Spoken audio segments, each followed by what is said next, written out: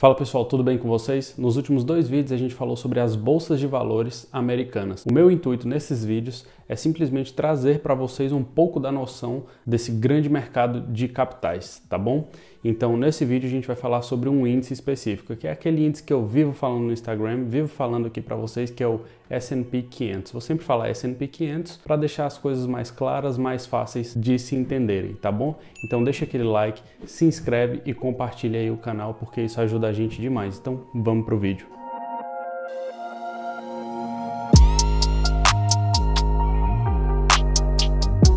Pessoal, eu tenho um problema muito grande quando a gente começa a falar de tickers, somente de sopa de letrinhas, porque a gente não vê, né, o quão real são esses ativos, o quão real é um S&P 500. Então isso eu acho que acaba afastando uma pessoa normal, até eu mesmo, né, que sou formado em direito, eu não sou, né, nascido no mercado financeiro, ficava um pouquinho distante por não entender talvez o que era aquilo. A gente vê aquele monte de ticker, aquele monte de número passando e esquece que ali a gente tem empresas reais. Aquilo ali é só o final, é só a representação do que é a empresa. Então, quando a gente fala de S&P 500, a gente está falando das 500 maiores empresas dos Estados Unidos. Ou seja, é muita coisa, vai ter bastante empresa e empresas que vão estar dentro do seu cotidiano, vão estar ali próximas de você. Então, antes da gente começar a falar exatamente do S&P 500, eu quero explicar para vocês o que significa o S&P, que é Standard & Poor's. É simplesmente uma empresa que faz classificação de crédito. Essas mesmas empresas que emitem, talvez assim, ó, o Brasil hoje é um C-,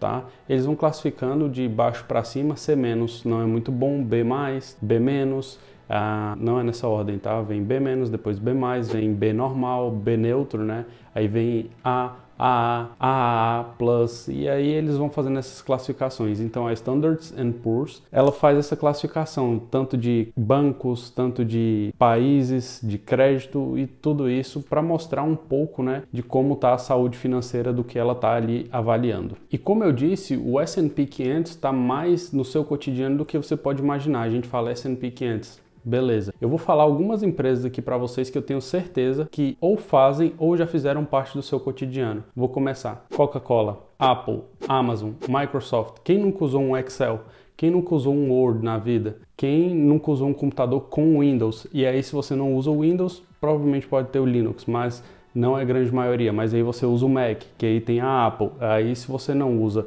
um celular que é Android, aí você vai usar o iPhone, então a Apple de novo. E não somente, né, esse tipo de empresa, a gente vai ter também Facebook, a gente vai ter Pfizer, que foi uma das empresas responsáveis por realizar, né, a fabricação das vacinas. A gente tem vários bancos, Bank of America, a gente tem JP Morgan, que é dono do Chase, a gente vai ter Johnson & Johnson, que faz cotonete, creme, aquele shampoo que não arde o olho dos bebês, sabe? Aquele shampoozinho que é pequenininho, tem eu acho que do grande também, mas que sempre é utilizado nos bebês, mas tem gente grande que usa também, não tem nada contra, se usarem melhor ainda, que aí a empresa cresce e a gente recebe mais dividendos. E também, nesse índice, a gente está falando de Walt Disney, a gente está falando da Disney, gente, e aí se você tem um streaming da Disney, você tá ajudando a empresa a crescer também. Se você já foi na Disney, se você compra blusa do Mickey, blusa da Minnie, qualquer outra coisa. E para finalizar com o último exemplo, a gente também tem a Berkshire Hathaway, que é do queridíssimo Warren Buffett e também do Charlie Munger, que são caras que são lendas no mercado financeiro.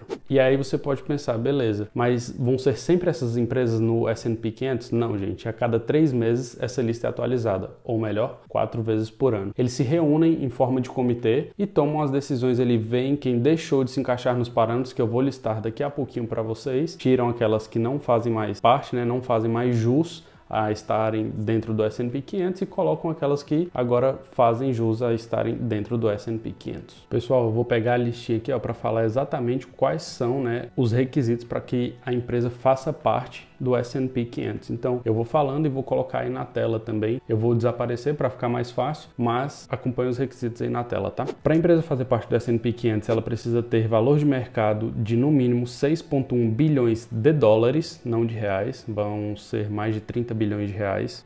O preço mínimo dela deve ser negociado acima de $1 por ação. Ela tem que ter uma operação dentro dos Estados Unidos. Ela tem que ter resultados positivos por pelo menos 4 trimestres seguidos, ou seja, seja, no último ano ela tem que ter reportado todos os trimestres resultados positivos. Não adianta reportar somente no quarto trimestre, ela tem que reportar todos esses trimestres resultados positivos. E o porquê disso, gente? É simplesmente para manter a saúde do índice, porque se uma empresa vem trimestralmente dando prejuízo, é melhor tirar ela do índice, até para ela não prejudicar o índice, que tem se mostrado muito vencedor, como eu falo para vocês, que dá para se investir via ETF quando você não tem tempo para ficar ali selecionando as ações. E aí eles fazem esse limpa, se a empresa tem dado prejuízo nos últimos 4 trimestres, então, cara, eu acho que você não pode mais fazer parte do S&P 500. E aí vem outra candidata e também entra no S&P 500. Beleza? Então vamos continuar. Ao menos de 50% das ações, tá, devem estar listadas no mercado. E aí eu vou explicar um pouquinho melhor para vocês. Quando a gente fala isso, é porque normalmente o fundador mantém boa parte das ações. O Jeff Bezos, como exemplo, ele tem ainda 11% da Amazon, mas vocês veem que tem 89% aí no mercado. Então eles pedem que exista essa liquidez no mercado e que pelo menos 50% da companhia seja listada, né, em bolsa de valores, ou seja, o free float dela, que ações que sejam negociadas no mercado estejam disponíveis para compra, mesmo que não estejam disponíveis, mas estejam ali em mão de pessoas físicas ou de fundos, seja superior a 50%. As ações têm que ser listadas na NYSE, que é a New York Stock Exchange, que foi referente ao último vídeo que eu postei para vocês, ou na Investors Exchange, ou na Nasdaq, também fiz um vídeo para vocês explicando um pouquinho sobre a Nasdaq, ou BATS, B-A-T-S. E pelo menos 50% de seus ativos fixos e receitas devem estar dentro dos Estados Unidos. Então, por isso que a gente fala que são as 500 maiores empresas dos Estados Unidos, porque boa parte da operação delas vão estar em território americano. Agora vamos falar um pouquinho sobre a origem do S&P 500. Ele teve ali a sua fundação no dia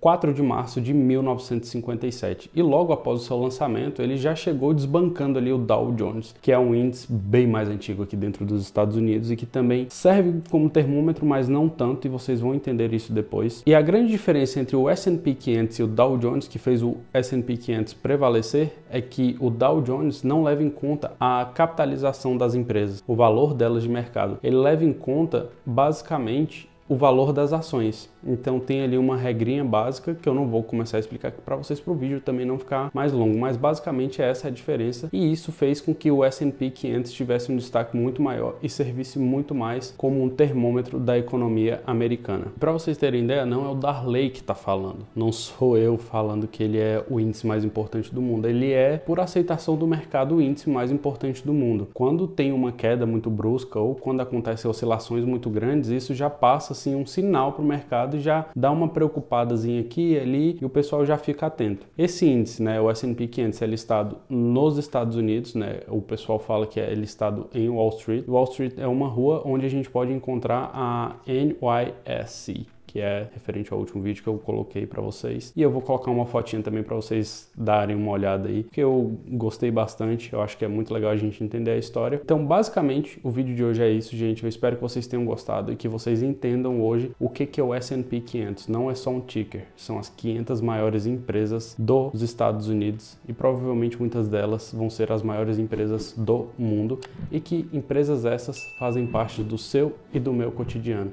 Então não trate isso como um cassino. É investimento para você e para sua família. Valeu!